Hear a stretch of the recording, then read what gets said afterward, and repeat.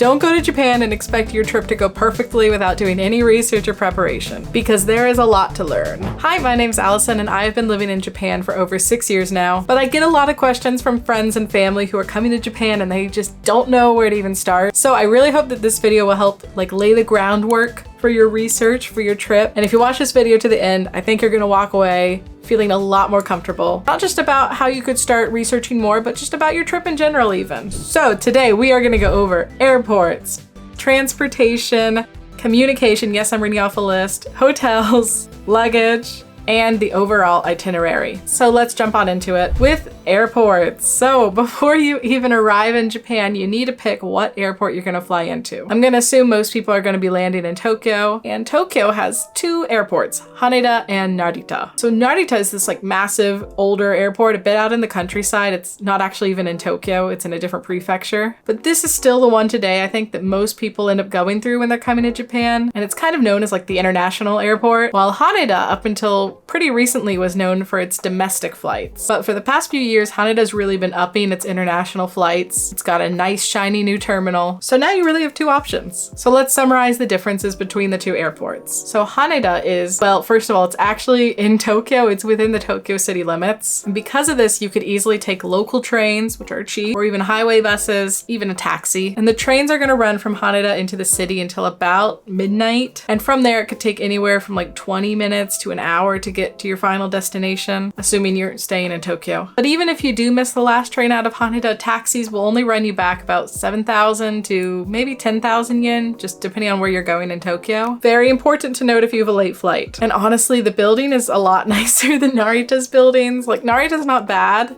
but Haneda's just a lot newer. It's a lot cleaner. It's very nice. Also, they have a really nice hotel attached to the building. It's a huge airport hotel. So then Narita is actually quite far from Tokyo, as you can see. So to get from Narita to Tokyo, you're gonna have to take an express train or an express bus. However, these only run until about 10 p.m.-ish, depends where you're going. So if you have a late flight, you're gonna have to get a hotel nearby. Same for an early flight out. There is technically a local train, I will mention, but I don't recommend it for tourists, unless you're really trying to budget travel this. And taxis, I see a lot of people online who make this mistake about taxis from Narita Airport. So I know a lot of people just want to hop into a taxi because it's the easiest way, but be prepared to spend about 30,000 yen, about 300 US dollars. It's far. It's far from the city. So I don't recommend it. The express trains are very nice. And Narita's it's an older airport in general, and it's really big. It's not bad. It's not a bad airport. I'm not trying to say don't go to Narita, but if you have the choice of 2 equal flights, choose Haneda. In my opinion, it's what makes sense. Next, transportation. So I have a whole video dedicated just to trains, so please watch that for really in detail stuff. But basically you're gonna have these short distance local trains and then express long distance trains and bullet trains. So let's start with the local trains. So by local, I do mean getting on the metro around Tokyo, things like that. So trains in general in Japan are pretty, I think, reasonably priced. You could expect to spend anywhere between 200 to 250 yen per ride. It kind of just depends how far you're going, if you're gonna transfer. Most trains in Japan do operate on charging you by the distance you travel rather than a flat rate. Ticket types. So you could do paper tickets like the ones you have to buy at the machine at the station every time, or you could do a transportation card like this, or you could just load it on in your phone wallet. I really, really, really recommend getting on your phone or just the card. The paper tickets are a lot to keep track of, and it's very annoying to get. So if you're curious about how to get the transportation card on your phone, which you could do in advance before coming to Japan, by the way, or a physical card like this, please see my train video because I show you, or you can Google it after you watch the video. Oh, but by the way, the physical cards are coming back. I heard. We had a chip shortage for a long time, so they kind of got rid of these cards, or a lot of them, but I hear they're coming back from this fall, so. And if you have a paper ticket, all you need to do is put it into the gate. And if you have your phone or this card, all you have to do is tap it. It's self-explanatory. Just watch what the people around you are doing. That's why this is so much easier, so you don't have to think about the distance and the money.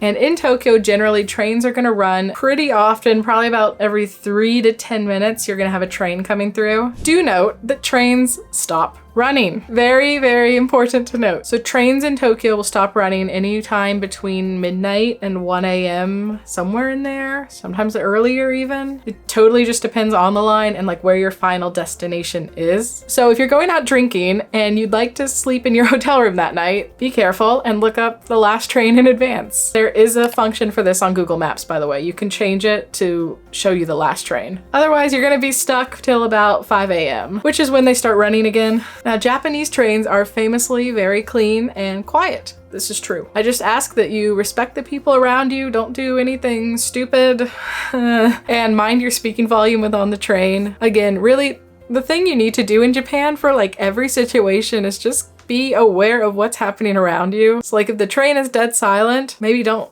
really talk. Also, just to note, there is a priority seating area for women, elderly, disabled people, etc. You can sit in this area, it's fine, but I wouldn't do it if like there's other open seats just because it's annoying. And if the train's full and you see someone who, you know, looks like they need the seat, please stand up and give it to them. Another thing to note is there is a very, very bad rush hour in Tokyo. So morning rush is gonna be between about 7:30 to 9, depends on the station, while evening it could be between about 5:30 to 7:30, I'll say. Note that the train lines that go into the center of the city are gonna be packed in the morning and then opposite at night, right? Just be aware because it's really not fun. If you get stuck on one of these trains, I had to commute on one of these for a few months. It was horrible. Especially if you have kids, I really wouldn't recommend taking the rush hour train because the sardine thing, it's real. You will be shoulder to shoulder on all sides of your body with people around you. It's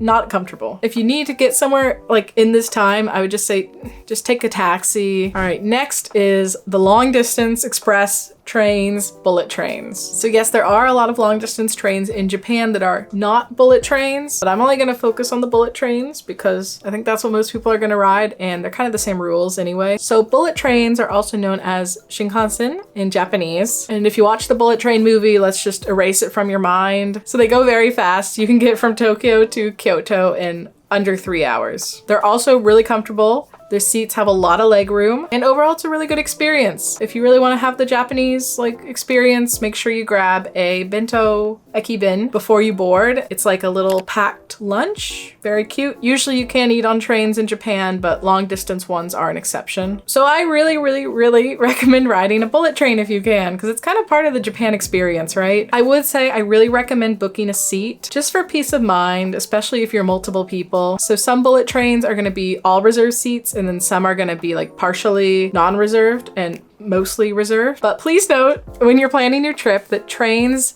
and hotels, which we're gonna talk about later, have a few weeks a year where they are fully booked, super crowded, people stand on the train. It's a mess. I actually just rode on one of those for the Obon holiday, so if you want to know what these weeks are that I think you should avoid, I have a whole video just dedicated on going through the calendar, so please watch that. Next, I need to talk about train passes, chiefly the JR Pass, very famous. If you've looked up anything about train travel in Japan already, you've probably already come across it. And if you've been to Japan in the past, you probably even used this pass before. So basically what the pass is that it gives you unlimited rides on bullet trains and all JR trains for a certain time period. Like you could choose a week or 2 weeks or 3 weeks, all for a set price. So it sounds great. And it was a really good deal, but unfortunately they changed the pass last year. I also have a video on this if you want to learn about the changes, but basically I don't recommend it anymore for most people because they like doubled the price and now it's cheaper in most cases for people to just buy the tickets as is. Depends on where you're going, so look it up. But yeah. For local transportation passes, they do exist. There's quite a lot of them actually. I think it's worth looking into depending on where you're going. Like for example, if you're going to Nara to see the deer, there is a transportation pass. But in Tokyo itself, I think there's a few, but they're kind of a hassle. Like it could save you some money, but it'd only be a few bucks. I don't know. Just look up like transportation pass and then where you're going and see if it's worth it for you. I wouldn't really stress about them too much. Instead, make sure you get one of these bad boys. Communication, how to stay connected while you are abroad. So let me start off by saying there is a fair amount of public Wi-Fi in Tokyo and on trains and buses, and also in cafes and things like that. However, most of them are captive Wi-Fi where you have to like log in and like verify your email or sign up for an account or something. And it's really annoying to me. I really don't like doing it. So that's why you need to make sure you have good pocket Wi-Fi or a data cell phone plan. Almost all hotels have really decent Wi-Fi nowadays, unless you're staying like in the countryside or some like traditional hotels. So really what you need to worry about is staying connected while you're traveling around. So you basically have two options, pocket Wi-Fi or a data plan for your cell phone. So to start off, pocket Wi-Fi, I'd say its main pro is that you can use it with multiple people, multiple devices really easily. But in my opinion, there's a lot of cons. You have to remember to charge it every day, basically. And that means you also have to remember to put it back into your bag every day. And when you have multiple people in your party relying on one thing, you can't really separate as a group. And it's just something else to carry around every day, which is not ideal. And you also have to like pick it up physically and return it physically usually. So pocket Wi-Fi, it's an option. It's a viable option, but I personally prefer getting a data eSIM every time I travel. I've done this many, many times. So before, and if you do have an older phone, this still applies, you needed to get a physical SIM card, a travel SIM card that you'd have to physically put into your phone. And this would let you connect to the some local network. But nowadays, most recent smartphones let you use eSIMs. So no more physically dealing with that. Look up your phone to see if you can do it. But if you can, everything gets so much easier. And because I love eSIMs, I'm really excited to announce that the sponsor of today's video is Saily. So Saily is a new eSIM service brought to you by Nord Security. And eSIMs like Saily let you stay connected without having to rely on these spotty Wi-Fi services everywhere. And Japan has very good cell coverage, by the way. So getting a travel eSIM like Saily will let you connect to the local network really quickly. Personally, I feel much safer when traveling when having an eSIM, because then if I separate from my friends or something, I don't need to worry about it. I'll always be connected. So Saily is super simple to use. All you have to do is download the app, choose what country you want. So Japan, United States, whatever. They have tons of countries. And then choose your data plan. After that, all you have to do is install the eSIM on your phone and then activate it right before you travel. This way, once you land, you'll already be able to easily connect to the local networks, and you won't have to deal with trying to like find an internet connection to set it up first. Now, it sounds daunting the first time, I know, but I do this all the time. And trust me, eSIMs are so much better than pocket Wi-Fi to me. So if you're gonna be traveling soon, use the link down below at saily.com/AllisonInTokyo, and then use the code AllisonInTokyo to get 15% off your first purchase. So thank you so much to Saily for sponsoring today's video. Now let's move on to hotels. Okay, I don't have a dedicated video about hotels yet. Let me know in the comments down below if you want me to make one. But Japan has various kinds of hotels, right? So we have normal hotels, we have capsule hotels, we have hostels, we have weird ones like that dinosaur thing, and we have traditional Japanese inns, etc., etc. Generally speaking, stay where you want, right? Hotels in Japan are typically very clean. The staff are typically very nice. Even hostels here are really good. One thing I would like to say though is I really recommend trying to stay at a traditional Japanese inn or ryokan if you can, especially if you're going somewhere that has hot springs or onsen. It's really nice, especially an outdoors onsen. Try it, try it. I know you have to get naked for the hot springs, but it's so worth it, trust me. And if you have tattoos or you're like, don't want to be seen naked by other people, that's fine. A lot of hotels will have private hot spring, like rooms that you can rent kind of from the hotel or even attached to your hotel room, depends on how much you're paying. Really recommend trying it. It's great. I would like to say a note about Airbnbs in Japan though. So Japan still has Airbnbs in a lot of places, but a few years ago there was kind of a big crackdown, especially like in Tokyo, because they wanted to stop it from overtaking the housing market. Thank you. So there are still great options on there, but there's gonna be a lot less than there were a few years ago, I think. Okay, that was just a note, but to touch on location. I can't tell you exactly what neighborhood to stay in because I don't know you, but I would like to give you a few tips to keep in mind when choosing the right hotel for you, right? So try to get one in under a 10-minute walk to the station if you can. Personally, I think about a 5-minute walk is ideal. Over 10, it doesn't sound that bad, but you're probably gonna feel really annoyed about it at the end of the day when you have to walk back to it. Also, staying in a hub like Shinjuku is great if you want to be super connected and have easy access to like a very lively shopping district with nightlife. But so Tokyo is a very clean city. It's very safe, but parts of these hubs like Shinjuku, Shibuya, Ikebukuro do have like kind of grimy, dirtier, more dangerous parts, right? It's a city. So I would just keep that in mind. If you notice that maybe one hotel is weirdly lowly priced, maybe look at the area it's in. It's just something to keep in mind, especially if you're traveling with children. Also, great. Yeah, Shinjuku is super connected, for example. However,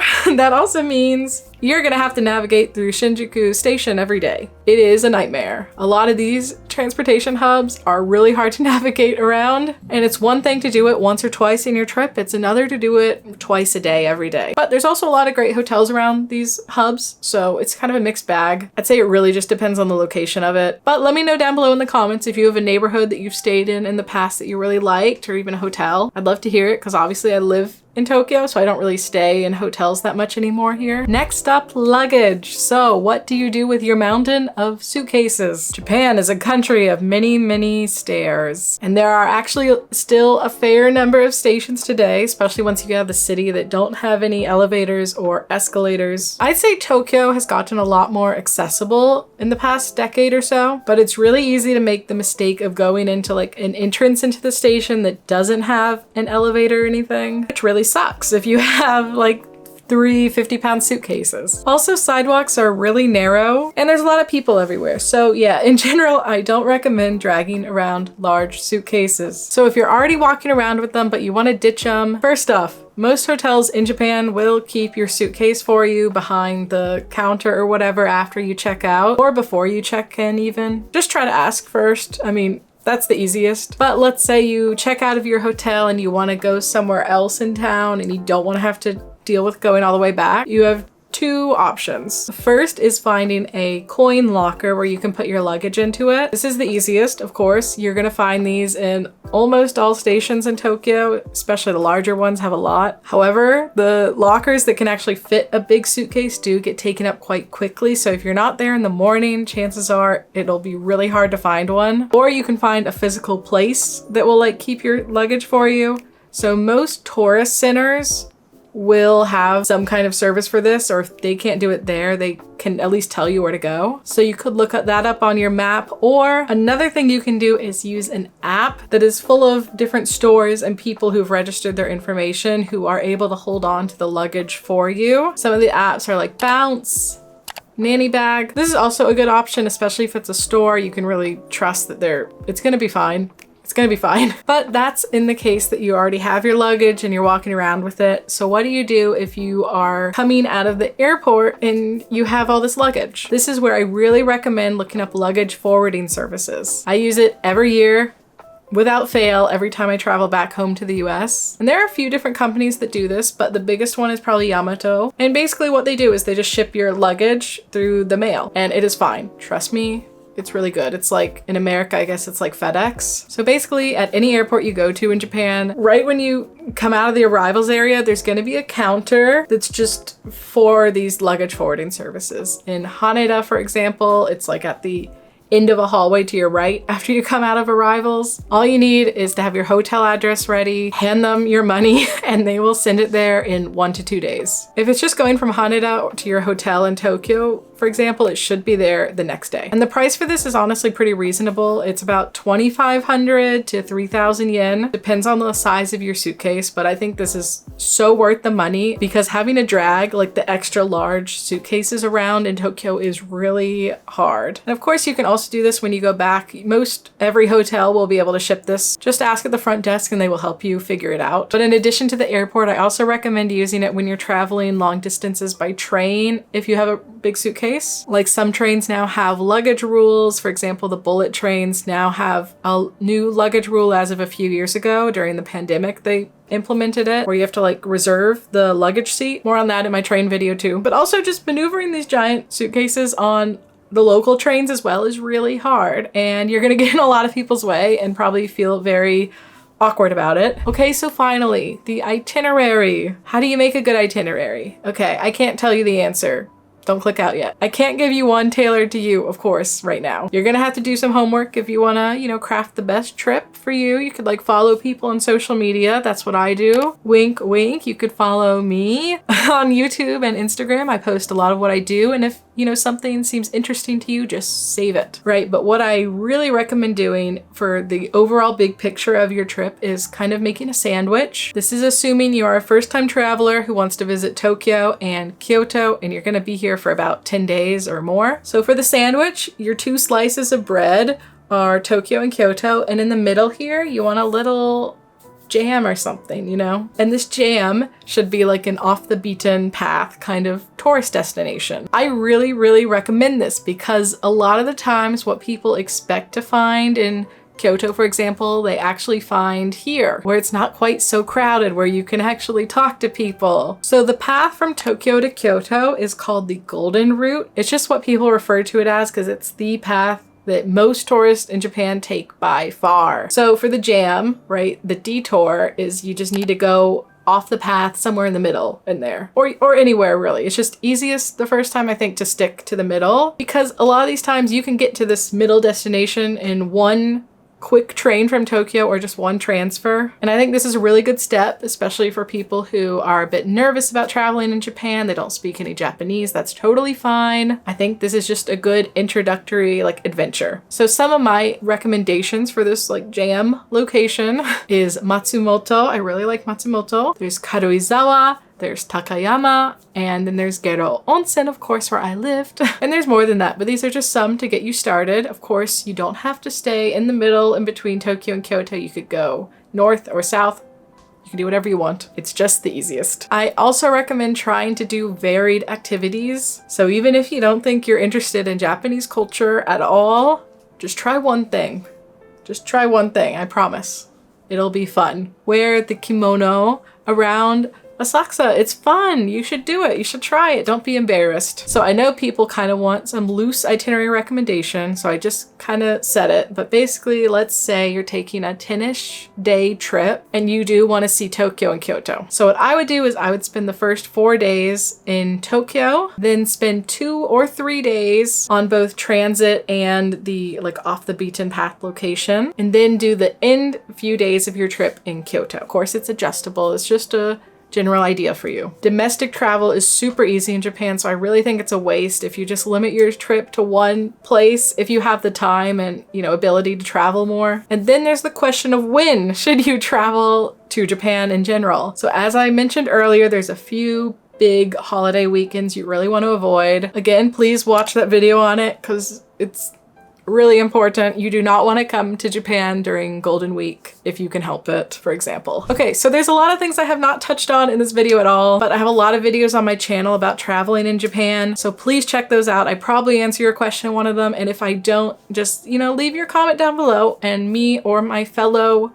Japan travel enthusiasts will answer, hopefully. So thank you guys so much for watching. Make sure you like the video, subscribe to my channel for more content about traveling in Japan in the future, and I'll see you guys back again soon. Bye!